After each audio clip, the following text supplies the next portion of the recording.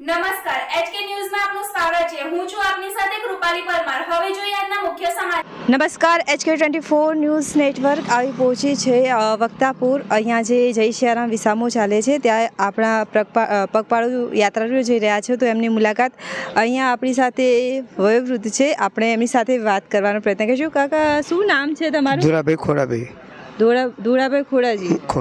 અચ્છા, ઠાકોર પાલડી, હા, સોડા।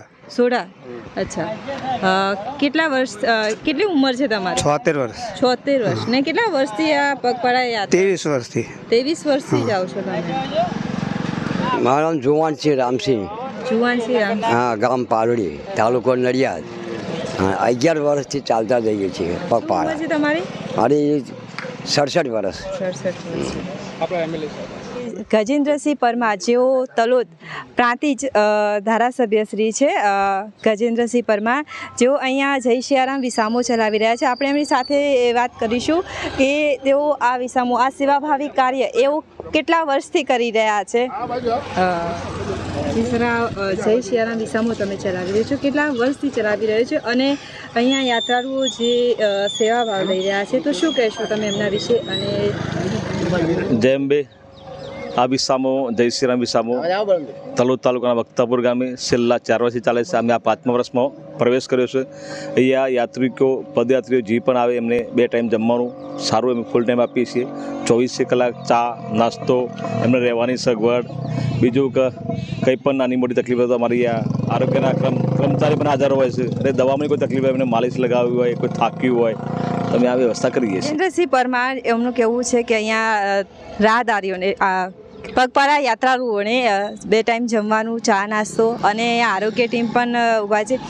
એમના મતે અહીંયા પોસ્ટર લાગેલું છે કે માનવ સેવા એ જ પ્રભુ સેવા, શક્તિમાં પૂર્ણ કરે। તમે જોઈ રહ્યા છો જય સિયારામ વિસામો, માનવ સેવા એ જ પ્રભુ સેવા, અને જગત જનની માં અંબિકા આપની દરેક મનોકામના પૂર્ણ કરે, એવા શબ્દોથી તેઓ દરેક યાત્રાળુઓની સેવાભાવથી, અને તમે વિડીયોમાં હમણાં જોયું કે કેવા પ્રેમ ભાવથી તેઓ યાત્રાળુઓને વિસામો કરવા માટે આવકારે છે।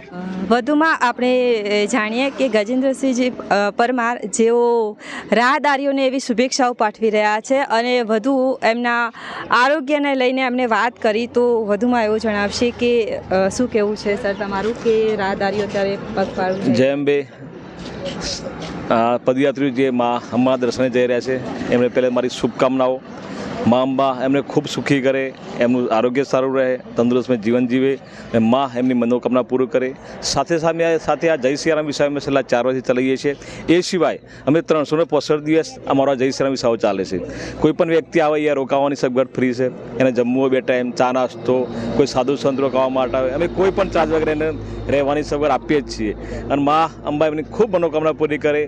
અત્યારે હાલ તો વરસાદની ખૂબ સિઝન છે, તો અમે સાથે પણ પ્રાર્થના કરીએ કે એમને કોઈ તકલીફ ના પડે, બીમાર ના પડે, અને મા અંબા એમને સૌ પૂરી કરે એ માં પ્રાર્થના કરું છું। નમસ્કાર, હું રિપોર્ટર મનીષા ઝાલા સાથે કેમેરામેન ધર્મેન્દ્રસિંહ ઝાલા।